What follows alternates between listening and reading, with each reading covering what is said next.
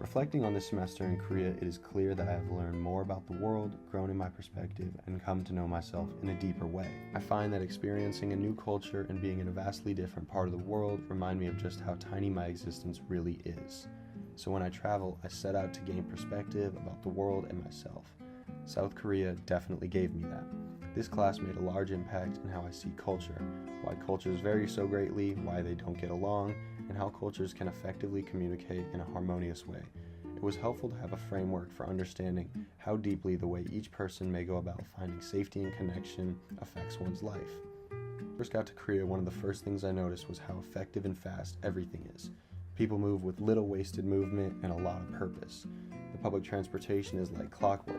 Things are clean for the most part. You sit down at a restaurant, order and pay on an iPad, the food comes in 4 to 6 minutes, and you eat and you leave. Everything seemed to be a part of an extremely effective time-maximizing system. Learning more about the school system, university, and work culture shows how deep that system runs, which isn't really unlike anywhere else. Every culture has a relatively decided upon, established system that people believe they must live by. Comparing it to the US, it's not so dissimilar, but it did feel different.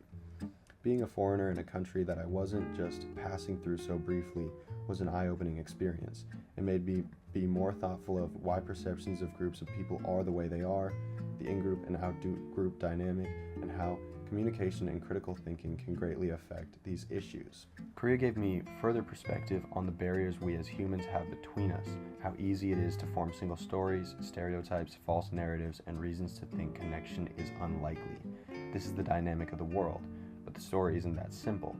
Putting together the larger picture of what Korean culture and lifestyle is was at first quite overwhelming, but through enough little moments of connection, possibly easily overlooked moments, I discovered a truth, that we're all just a bunch of humans.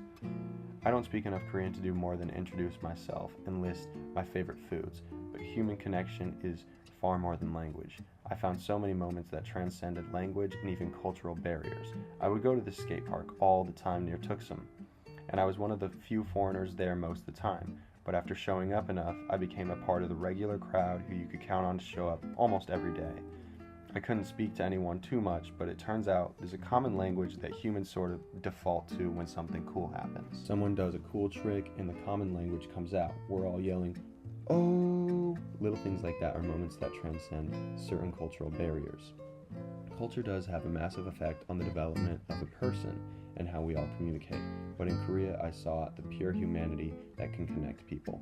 We all have different ideas of how we will attain safety and connection, how to best contribute to society, take care of ourselves and our families, live happy, fulfilling, meaningful existences, but at the end of it all, humans are humans, and realizing that simple fact opens us up to a world of connection.